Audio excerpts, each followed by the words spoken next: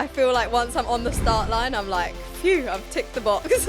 And I can just enjoy the race. Now, in this point in my career, like nothing will throw me off because everything's been chucked at me. Kind of realised that like I put the Olympics on this massive pedestal that I had to make the team, otherwise I wasn't like a good athlete, or my career wasn't like I couldn't look back and be like, I've had a good career.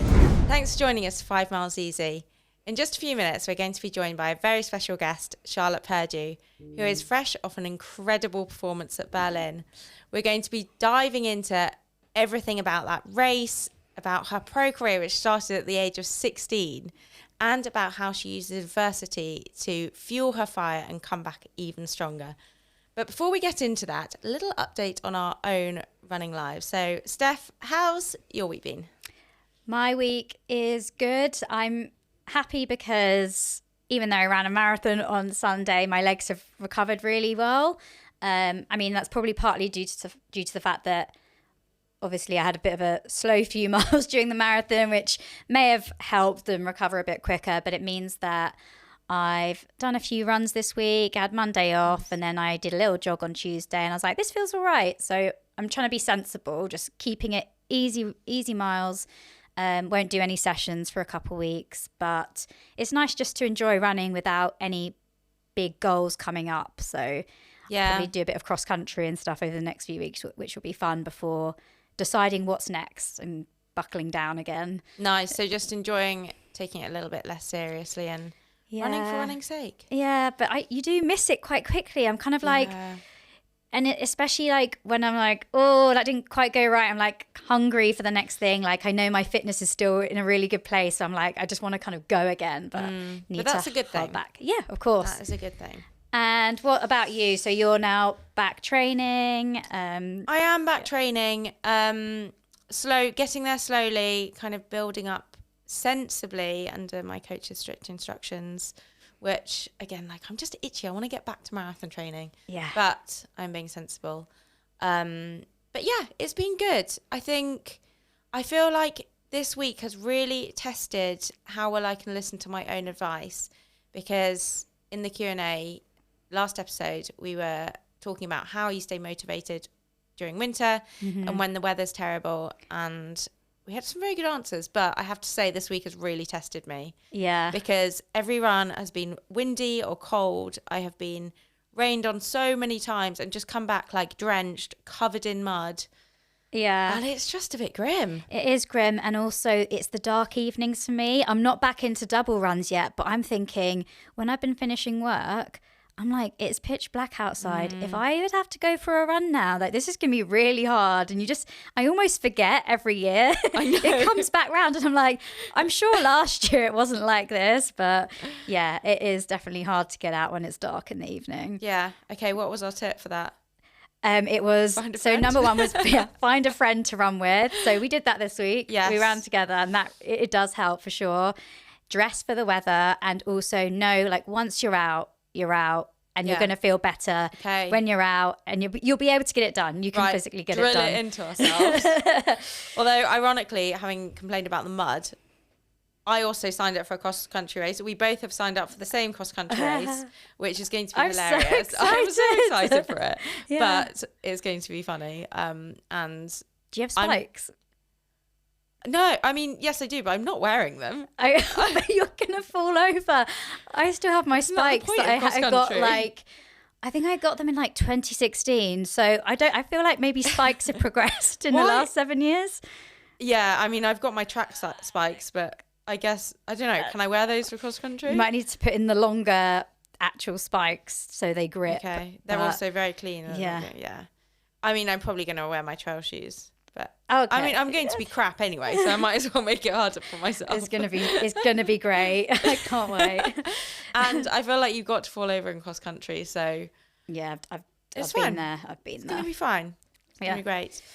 Anyway, enough complaining about the British weather and the mud. Yeah. Shall we crack on? Let's get into it. So it's now time to welcome Charlotte Purdue to the sofa and a little background on Charlotte's bio. So she's been an elite athlete since her teen years. And she's competed in multiple international teams over cross country, track, and road. Her PBs, so 5,000 meters, her PBs 15:23, 10,000 meters, it is 32:03, half marathon is 68:08, and most recently her marathon PB is now down to 2:22:17. So a huge range and over such a long career. I can't wait to find out more about it. Thanks for joining me, Rose Harvey, And me, Steph McCall, for 5 Miles Easy. the podcast where we go behind the scenes on the highs, lows and learnings of our running journeys. And bring you conversations to inspire, motivate and get you one step closer to your running goals. So let's lace up for 5 Miles Easy. Thank you so much, Charlie, for joining us for 5 Miles Easy today. Thanks. The first question is, what is your why when it comes to running? I have thought about this. I think my why is probably to burn off all the energy that I have. Just because I love running. I became addicted to it. So just, it's part of my life now. And you've been running for so many years now. Do you think your why has changed over the years, or do you think you've still got that like original why and that's just carried you through to now? No, I don't think my why has changed. I think obviously it's more pressure now because it's my job, but it's still the original, like, love it, addicted, love running kind of vibe. I love that. I love it just to burn off the energy. I can so relate to that. Like sometimes I'm just like, I just have to go for a run. Like I need to get out of the house right now and just run. So I can so relate to that. But you've been running for so long. I mean, you signed your first sponsorship deal with Nike when you were 16, I think, which is just like crazily young. Like, what was that like? Because I know you obviously still at school at the time, and I know you went to university at St Mary's. So I guess in some respects you sort of carried on in normal life, but you had this career as a pro runner. So how was that for you, and did life kind of feel different to your peers at the time? At the time I was with different training groups who I am now, but there was kind of a few older girls that were also sponsored by Nike at the time. And they were kind of going to like world junior champs and European junior champs. And I was kind of like seeing the pathway that I was going to hopefully go on myself. So it kind of felt like I was just following in their footsteps. It didn't really feel like I was any different because I wasn't the only one. That I was training with like 3 other girls that had got medals actually at the world junior track champs. So it was like, oh, this is just what I'm going to do if I like do the same training as them. So, but yeah, my school friends, they were kind of like, whoa, what are you doing at the weekend? And I was like, well, I'm running in the world cross country champs. And they were like, what? That's weird. They were really supportive, but obviously I did live a different life to them already. At like age 15, I wasn't going like on girls' holidays. I remember like GCSEs, they were going like on a massive holiday after GCSEs, and I was like, no, I've got the European track champs, which was like cool in one sense, but obviously I did like miss out on a lot. But looking back, I kind of think like it's a life that I chose, and I did love it then, and I do love it now. But yeah, I definitely missed out on a lot of social things. Yeah, but I mean, what an amazing experience to have, like way better than a girl's holiday, I bet. Yeah, I mean, obviously that would have been fun too, probably, but I still, like I said, I wouldn't change it. I loved doing it, and yeah, looking back, like, don't have any regrets. It was cool. Do you feel like now that it's been your career for so long, that's added any pressure to it? It's this one direction, and do you feel that adds pressure, or do you still have perspective in that, and kind of how do you find that perspective if things aren't going so well?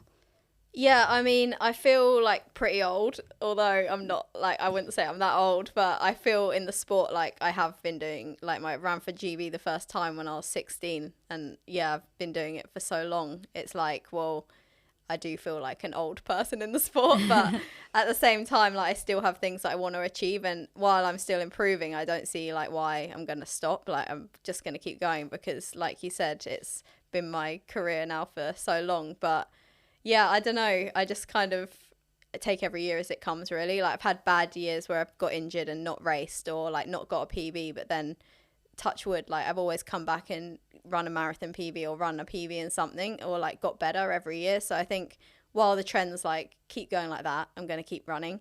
And also obviously I've got to still enjoy it, which I do. But I have taken on like other things, like me and Adam set up Purdue Performance. So that's like another thing that I do have, which is really good because it takes my mind off running as well. And obviously when I was younger, I still went to university and did a degree.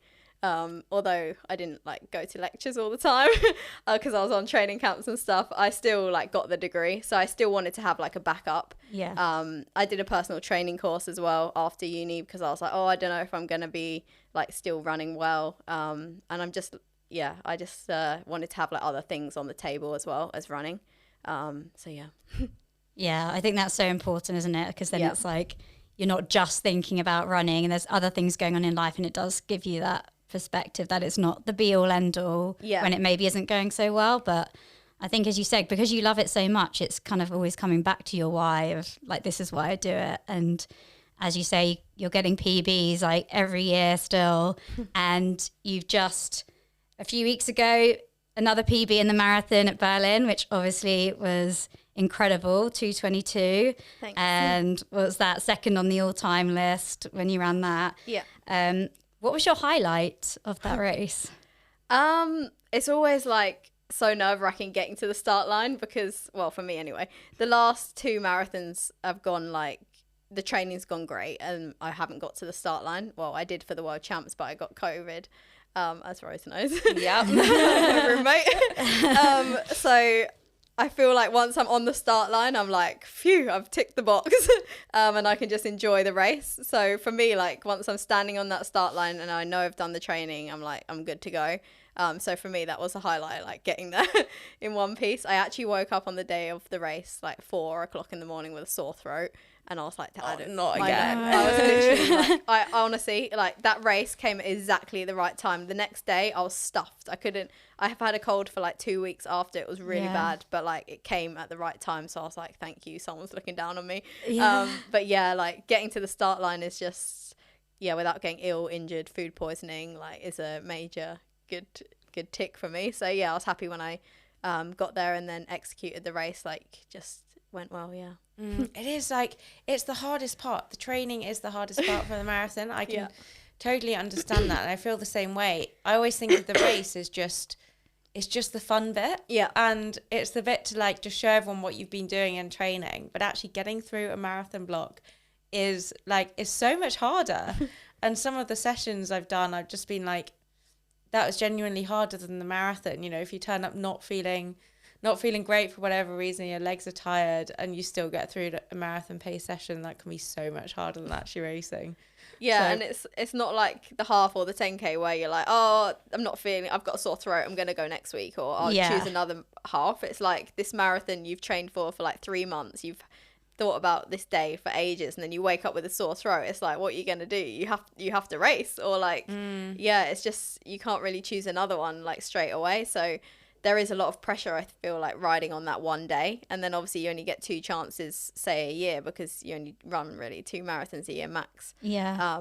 Maybe 3. But yeah, you don't really get very many opportunities. So I feel like there is a lot of pressure on that one day, but it makes it good when it goes well. But then, like, you know, when it goes bad, it's like, oh, not again. Kind of just got to pick yourself up and go again for the next one. How do you deal with that pressure? Because that's something that I struggle with, is like training for so long, and then it kind of comes to that week, you're a bit hyper aware of how you're feeling. Like you say, you could feel that sore throat probably because you were just so like, how am I feeling? Am I all right?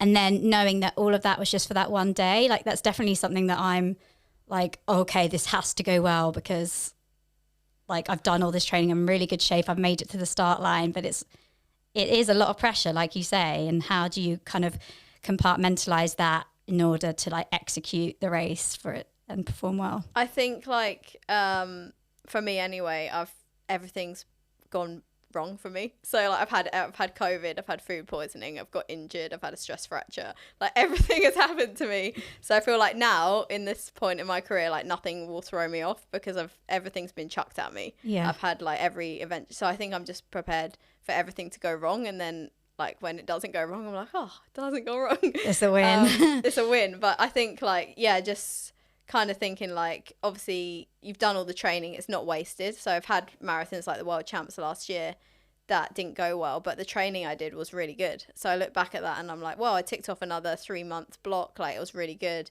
And then obviously that helped me for my next race. So it's never a waste, because you've put in like 3 months of training. You're never just going to like lose that training, even if the race didn't go to plan. So I think just putting it in perspective really, and thinking like, yeah, if this goes well, it's good, but you've still done like so many good sessions and stuff. So Yeah.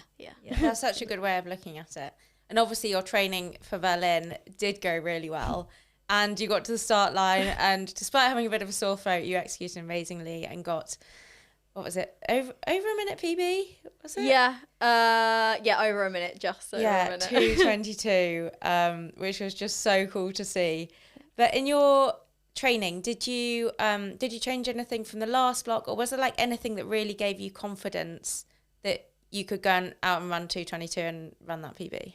I didn't change anything from the last block. My coach kind of follows like a similar plan each block, but we tweak a few things based on like, if I tell him I don't really like that session, can we do this? Or, you know, I just give him some feedback of like what I need to do really. Because what we've done before, but we didn't change anything massively. Like, the block still stayed the same.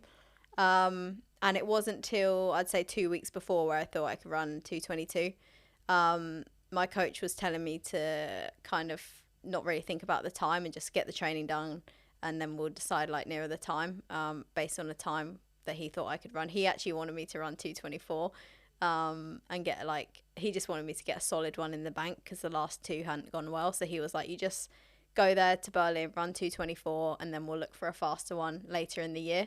So that was the original plan. But then, like I said, when I got to 2 weeks before, I was running these sessions and I was like, nah, I'm running faster than when I ran 2:23. So I think I can run faster than 2:23. And he was still like, nah, just go for 2:24. He was telling Adam, my partner, he was like, she's just got to run 2:24 at Berlin. And I was like, no, I'm not going to just go for 2:24 when I know I can run faster. So I was kind of just like, not really. Then he went back to Australia and I was like, oh, I'm just not going to message him what pace I'm going to go at. So I kind of decided myself that I was going to run faster than 2:24 just based on the sessions. Because, like I said before, once you get to that point in the training, I didn't want to not waste a marathon, but I wanted to go like all in on the race day and give it everything. So I said to my partner, Adam, who actually ran the race with me, I was like, well, go for, 2:22 pace, and then, see what happens. So was that just between the two of you then? Yeah. You never spoke to your coach, you and Adam just agreed on a pace and exactly. went for it. I love that. It was literally like the last two sessions that I did, I was like, nah, I'm not going to waste a marathon and go 2:24. I did have another marathon lined up in December, which my coach wanted me to do to try and run like better than what I ran in Berlin, because he wanted me to just get one on the board really, because the last two hadn't gone well. So I think he didn't want me to put all my emphasis on Berlin in case something happened again, but I was like, surely I'm not going to be unlucky the third time. I love that outlook. I know, I think he kind of just that's why he wanted me to have a backup one. But like I said, once you get the training pretty much done, I was like, well, I've got to just go for it really. So that's amazing that you're so like in tune with your sessions and your times that you know you can run that pace, because I have no idea. When I completely rely on my coach on what he thinks I can run, and when I look at my sessions, obviously going into Chicago, I knew I was in PB shape because my sessions are a lot better than they ever have been, but I had no idea what that time was. And if you, obviously a minute PB is incredible in the marathon, but when you break it down to like the seconds per mile, we're talking like a matter of seconds here. Yeah. So how do you actually like know that you can go out and run a couple of seconds per mile quicker? Like, how much better do your sessions have to be? I'm so intrigued by it because I just cannot figure it out myself. It's like, I don't know what it is. I think everyone always says this, like, I am like quite realistic when I say to someone like I'm going to run this. I pretty much always do, unless I don't get to the start line. From the training, I just know what it feels like to run at the pace. If I can run these sessions at the pace, then I'm like, I'm good to go. Like, I just know, because I've done so many blocks, like I said, the training doesn't change that much. The sessions kind of stay the same. He does change them a bit because he doesn't like me to compare. But obviously this block, I actually went away to Font-Romeu for 3 weeks with Adam and his training partner. So that was different because I couldn't compare the sessions because we were at altitude. So the sessions were actually slower than what I did when I ran 2:23 because I was at altitude. Yeah. So I think that was good because I wasn't able to compare. But then when I got back from altitude was when I did the last 2 sessions, and I was like, oh, I can run faster than 2:23 just because the pace that I was running, it felt easier than I remember when I did the 2:23, what I felt like running. And I just thought, you know, Berlin's a faster course than London, what it's meant to be. Yeah.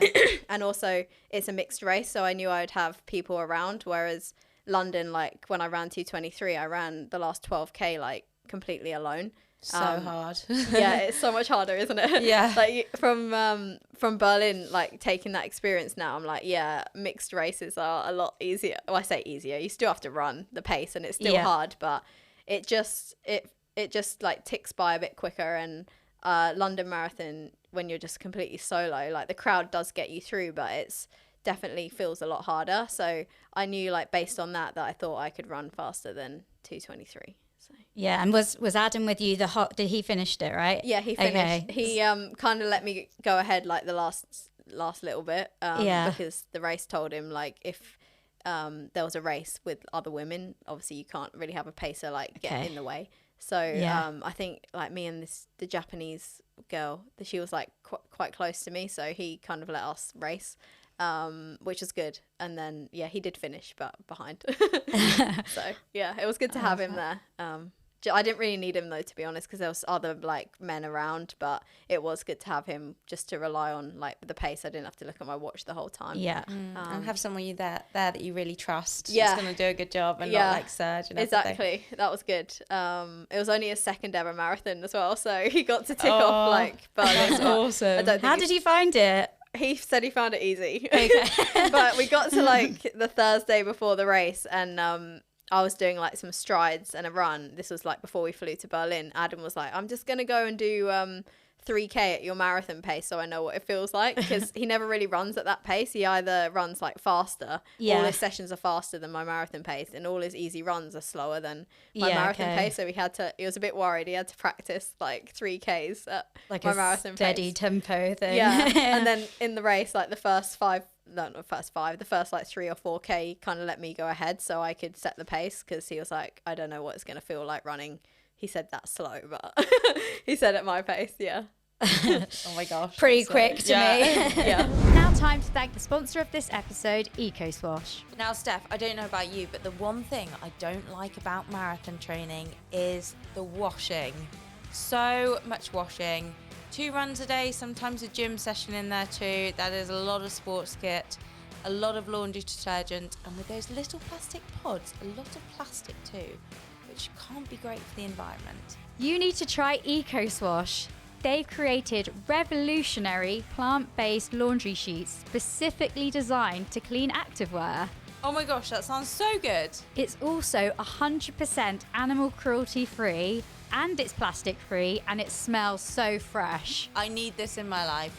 Where can I buy it? That's the other great thing about EcoSwash. You don't have to worry about the hassle of running to the shops because it arrives straight through your letterbox. Okay, sign me up. Okay, head to ecoswash.co.uk and buy your box today.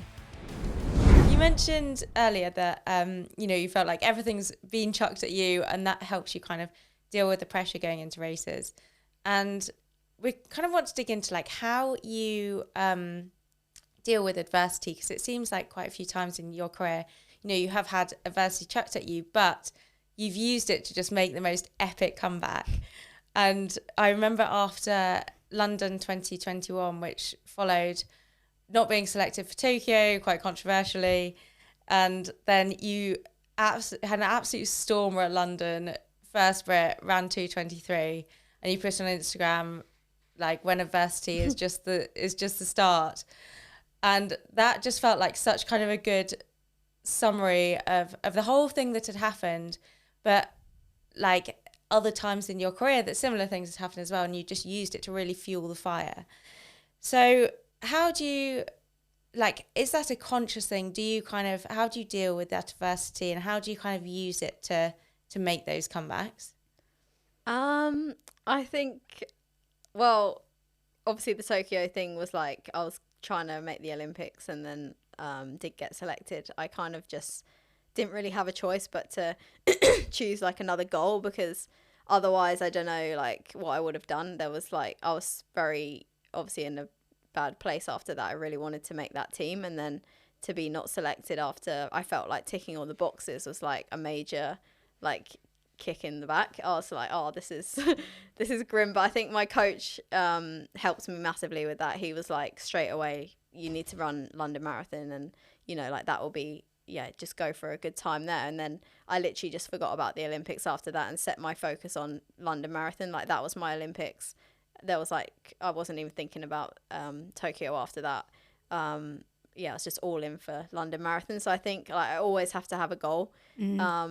Whatever I'm training for, just because otherwise the training doesn't feel pointless, but it's kind of like I just every day like don't have anything to really like think about when I'm training. It's like, oh, what am I training for now? I don't know. Which is kind of actually what I'm like now. I don't don't really know what's next, but yeah, I find it definitely helps to have a goal. So if something doesn't go right, I just have to like pick myself up and choose something else. Otherwise I'm like, well, what am I training for? What is happening now? I don't really know.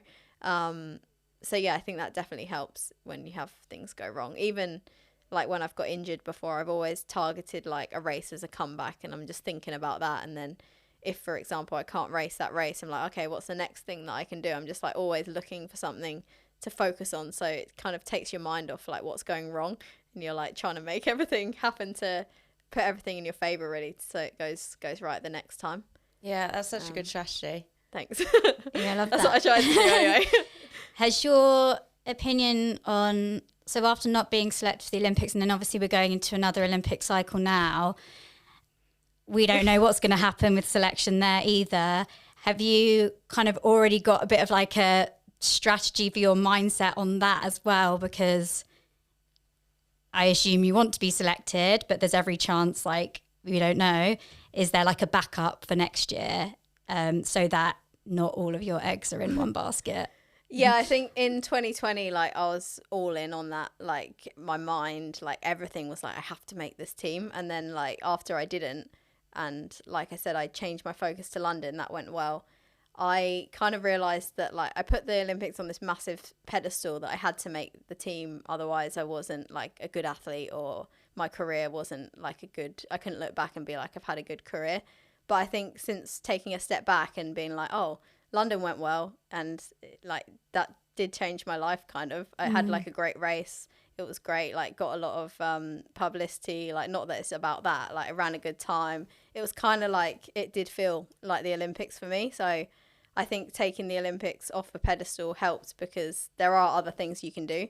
And I think as a marathon runner as well, you get like the world marathon majors are huge. Like they do kind of feel like a massive thing, like a world champs. Honestly, like lining up at London Marathon or Berlin Marathon or Boston, they have felt like a world champs. Like you're still against like massive competition. So I look back and I think like if I don't make the Olympics in my career, it doesn't change anything. Like obviously I do want to make the Olympics, but it's still just another race. Like if I run all the majors and finish in the top 10, like that's still like a good result, and I won't look back and be like, oh, I was a terrible athlete because I didn't make the Olympics. I'm like, there's just so many other things you can do.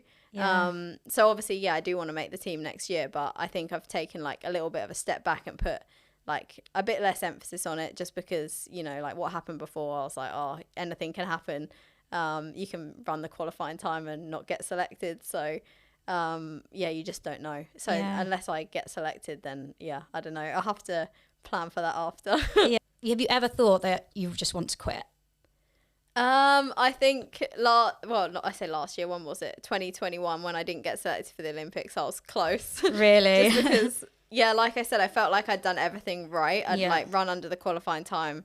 I was the second fastest. I was like, there's no way that I'm not going to get selected. And then I did not get selected. I was kind of like, what else can I do? Like I just really wanted, like I said, to make that team, and I felt like I did everything right to get there. Obviously, I did have an injury before that, but so did some of the others that were selected. So I kind of felt like I'd done everything, and like nothing was going in my favour.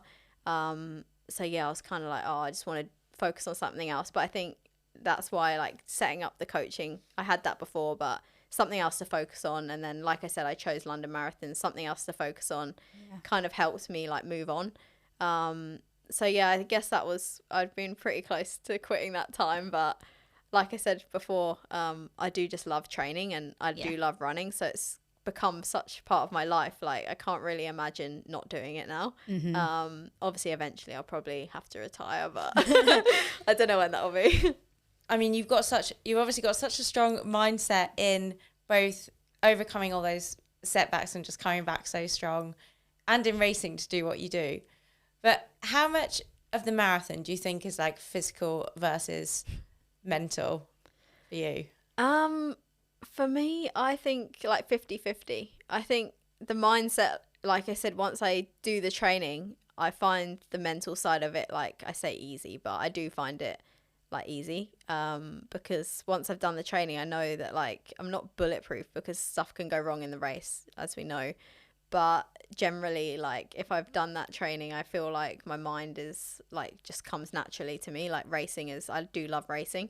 So yeah, once I've done the training, I'm like, I'm good to go. Whereas other races, obviously, where you get to do like more often, like half marathons, 10Ks, they're harder for me, I'd say, mentally, because I don't know, they're not like, maybe they're not target races, and then I kind of can't get like as much motivated for them as the marathon. Whereas the marathon, like, because it's such a big occasion and it's such a big day, like, you do all this training for 3 months for this one day, I'm like, yeah, I'm ready to go. But if there's like a little 10K chucked in there on the way, I can't really get like pumped up for it as much. So I'd find like that a little bit harder. But yeah, no, the marathon, I always find, like I said, once I've done the training, I'm like, yeah, this is good that's to go. so interesting. So it's almost like the pressure of having such a big race, and what Steph, you were saying earlier about like how that's the bit you struggle with, that almost seems to help you, and you feel bulletproof because you kind of thrive off it and have like done all the work together. So that's such a it's such like an the interesting opposite, take on it. opposite to me. I honestly feel like I just get more nervous for the training. Like, Really? yeah, like once my coach sets me the training, I'm like, oh, I just don't want to get injured, don't want to get ill, like, don't want to miss any days. And then it's just like, I'm kind of want to go into hibernation for 3 months so I can get it done. And then once the training's done, I'm like, oh, phew. And you kind of think like, oh, I've actually got the race to do yet, but I kind of feel like I've already done it. But yeah. So the worry's more about like injury, illness, rather than the actual going into a session and getting that. 100%. Like, even if the session doesn't go well, like, still ticking it off is like you've still done it. It's like in the bank. Like, it's not every session's going to be amazing. But yeah, still done. So. What about those sessions, or if you do ever have it in a race, like those miles that just seem to go on forever, and you know, the sessions where your legs are tired, or it might be like super windy or something? Do you have any really good like go-to strategies that you use to just get through it and get the session done? Yeah, I think just thinking like, well, I'm not going to stop, so what's the alternative? Like, I get out of the car sometimes. And it's like last Sunday, me and Adam did a long run, and it was raining like the whole time, and it was terrible weather, and I was like, well, the alternative is don't do the run, but I'm like, not going to not do the run, so I just have to get it done. So I'm like, well, I could go on the treadmill, but I'm already out now. And I think like once you get going, you're never gonna, well, I'm never gonna stop, so I might as well just get it done, even if it's like a bad weather day. My coach always says as well, like, the effort's the same. So if I tell him like it was windy and I didn't hit the times, he's like, well, the effort was still the same. So you're still like getting a training benefit from whatever you're doing. So I kind of just look at it as like a whole package now, rather than like this session has to be nailed. And I think, like I said before, when I do the marathon block, obviously some of the sessions are the same, but yeah, my coach changes them like slightly, just because he doesn't want me to compare. And I think that is important, because if you're like constantly comparing your times to like every single week, you can get kind of stuck in that rut where you're like, oh, it's windy, I'm not hitting the times, that means I'm not in good shape. Whereas actually, like, you might have done, it might be windy or something else might have happened, so yeah, you could still be in better shape. And my coach has always said as well, like, you can never compare a session, because you don't know what you've done. You know, you'll look back on a session a year ago and be like, oh, I ran these times. So you can't remember. I can't remember what I did that week. Exactly. You know, I can't remember what other runs I did. I can't remember if I'd had like an amazing sleep or a terrible sleep, or there are just so many factors that go into it, isn't it? So Yeah. that's actually such a useful point, I think, for listeners as well, because so many people do like look back on their Strava and be like, okay, I ran this a year ago, so I've got to run the same thing. And actually it's just so difficult to do that. Yeah, That's I'm a really like good point. the worst at comparing as well. So yeah, that's why my coach changes all my sessions now. Even if it's really subtle, like, I know why he's doing it. So Yeah. but it's good. Yeah, and it's also the cumulative effect of training blocks. So you've done like 3 months of training, and then okay, you've had a bit of downtime, but you come back again and you're still building on that previous block. So Exactly. no matter what, like you're going to progress. So yeah, I think that's quite reassuring as well. A question that we were wondering is, what are the best and worst parts of being a pro marathon runner? I'd say the best part is like the travel and getting to go cool places to run. Yeah. Yeah, like I've been all around the world for running, and that's really cool. Like getting to line up in marathons like around the world and other races, like that's probably the best part. Mm-hmm. The worst part is, yeah, when it doesn't go well. You've like put in all this work and then it's like you have a bad day in a race. I say, my dad always says like a good day at the office when I have a good race, but like when you have a bad day at the office, it's not just a bad day at the office. Like someone who with a 9 to 5 can go in and have a bad day at the office and be like, oh, well, tomorrow's another day. Yeah. Or like I said before, you train for 3 months for a marathon and you have a bad day at the office. It's like, well, actually it's 3 months of work that you feel like is wasted. So that's the worst part, I'd say, like when it doesn't go well. But then equally when it does go well, it's very rewarding. That's so true. I think I kind of had the comparison of like, not that my job was 9 to 5 because it was horrendously long hours, but of having that kind of normal job, and when you had a bad day, you know, or even a bad week, you'd be like, okay, well, I get to go home to this other life. Whereas there's such a big contrast with pro running, because I feel like the highs are so high, but the lows are so low. So you get such more a kind of roller coaster journey. Yeah. But the highs are amazing. Exactly. And that's what, like, you always keep coming back for those highs, but and you do quickly forget about the lows. Like I said, when obviously the world champs, when we both got COVID, that was like a low for us both. But then like now we've both run just good marathons, so you're like, we've forgotten about the world champs. It's just kind of water under the bridge. Exactly. And you're like, oh, that happened before, and you kind of just talk about it as if it's like part of the journey. Yes. But at the time it feels like the lowest point in your life. You're like, oh, it's all wasted, like all this training. But now I look back and I'm like, oh yeah, that happened. Do you feel like now you can, if there are low points, you can kind of remind yourself of that because you've experienced them before? You're just like, okay, I've been here before. Yeah. I know like it's going to get better again, and you can kind of more quickly realize that. I think like the hardest thing is when you have multiple things that go wrong in a row. Then you're like, oh, am I ever gonna come out of this? Like after world champs getting food poisoning at London, I was like, oh, what is happening? It was like two things in a row. And then London Marathon earlier this year, I had to pull out because I had a few injuries in the build up. So I was like, oh, I'm not in like good enough shape to race. So I pulled out, and I was like, well, this is like 3 start lines now, which I've pretty much not got to. It's like, when am I ever going to have like another good race again? But yeah, now I finally have had a good race again. I'm like, oh, phew.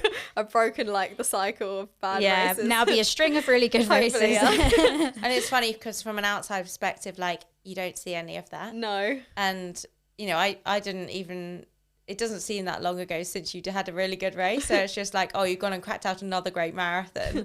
So it's funny that, you know, to hear the behind the scenes is so different. And actually like, okay, you didn't make 3 start lines, but it is quite a short section of your career, and then you still come back and smash it. So that's awesome. At the time it feels like I said, it's dragging on for ages, and you're like, oh, nothing's going right for me. But then like you just said, looking back, you're like, oh, it's actually like last year I ran like Boston, it was only 2022 and now it's like crazy, but yes, it goes quick. You mentioned that you know, you've used to put Olympics on a pedestal, and you've kind of moved away from that mindset, which is, as we said, like such a healthy way to look at it. But do you have like an ultimate goal for your career, whether that's a race, a time, or just like a kind of broader goal? Like when you look back, what do you want to, is there anything that you really want to have like ticked that box and achieved? I'd say no, not specifically anymore. I always wanted to like run for Great Britain, do like a world cross country, which I've done, and then like a European cross and like a world track champs, and like then move to the marathon. There was always like I always changed, my goals kept changing. But I'd say there's not like an ultimate goal anymore. It's more like about the journey, I'd say. I know it sounds cringy, but No, it is like awesome. like the journey to get to the start line. So many like memories of like training camps, like training with other people, like just experiencing different places to run, like different races, traveling around the world. Like all of that is part of the journey, which hopefully I'll look back on and be like, oh, that was cool. So even if, yeah, like I said, I don't go to the Olympics, I've still like ticked off a few things that I like thought I would never do. So yeah, I'd say there isn't really an ultimate goal. I do still think I can run faster in the marathon. But yeah, for other distances, I'm like, oh, I don't know if I can run faster for them. But yeah, like obviously I'm kind of all in for the marathon now. So the other events are kind of like always on the way to a marathon. So I would like to run faster in other events, but just whether it fits in. But I think definitely the marathon, I do want to get my time down just, yeah, as much as I can in the next few years. So that's, I guess, a little goal. No, I love that answer. And it's so nice because, I mean, hopefully there's many more years to come for your career, but you always look back now being satisfied with what you've done. Now there's, of course, you want to be faster, but like overall, there's not this one thing that you need to achieve. It's just like a lot of good memories and good performances, which is so nice. It's also quite similar to like our first episode we did was with Jack Rowe, and he talked a lot about how he just focuses on the process rather than the outcome. And actually that's what he's found has got him the best results. So rather than being like, I have to run this time, it's like actually just go and make every session the best you can. And that like that's got him the results, and it makes it so much more enjoyable process, because as we all know, you know, in marathons and any races, there's so much out of your control. So I think if like your whole purpose and your why for running is focused on achieving a certain time or a place in a race, like you're gonna be disappointed because it might not happen. So you've got to, and the process is such a big chunk of it, like you've got to enjoy it and you've got to love it. Exactly. I feel like even if, for example, I ran like a massive I ran a PB in Berlin, but I still think I want to run faster. Like you always change the goal. So like even if I'd have run, I don't know, 2:15 in Berlin, I would have been like, oh, I think I can run 2:12 now. Like it's just, you always change the goal, so it's never really enough. So if you don't enjoy like it here and now, you're just gonna look back and, like you said, always be disappointed, because I feel like, I don't know, if you ask like a double Olympic gold medalist, they probably want more. Like you always just want more. So the thrill lasts so little time, doesn't it? So you gotta enjoy the journey as well as the results, and the good and the bad. Actually, I got asked that question the other day about, it was like, oh, like how, you know, you still like buzzing from running a 2:23, and I was like, honestly, no. Like I was buzzing for, you know, I'm really happy with it, but it wears off so quickly, and then my mind a week later was like, okay, so what can I do now? Like, how do I get to the next goal? Like, what's my next marathon? And you do just move on to the next thing so quickly. And enjoying the process is so fundamental. Our last question, which we ask all listeners, is what's one moment, we call it your high five me moment, where you would just give yourself a massive high five. Now, I feel like you've got a lot to choose from here, but one moment doesn't have to be like your PB, but when you were just so proud of yourself.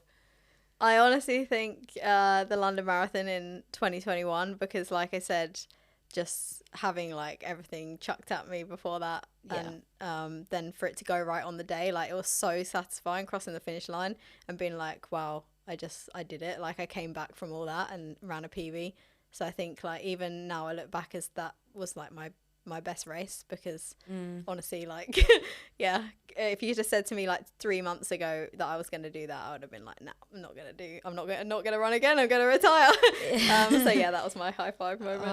Oh, that's awesome. I remember that day, and I was like, I felt like giving you a massive high five. I think a lot of people felt like giving you a massive high five. So so well deserved, awesome. and such a sign of your strength as well. Thanks. Well, we cannot wait to see what is next. But thank you very much for joining us for 5 Miles Easy. Thank you. Thanks for joining us for 5 Miles Easy. See you next time.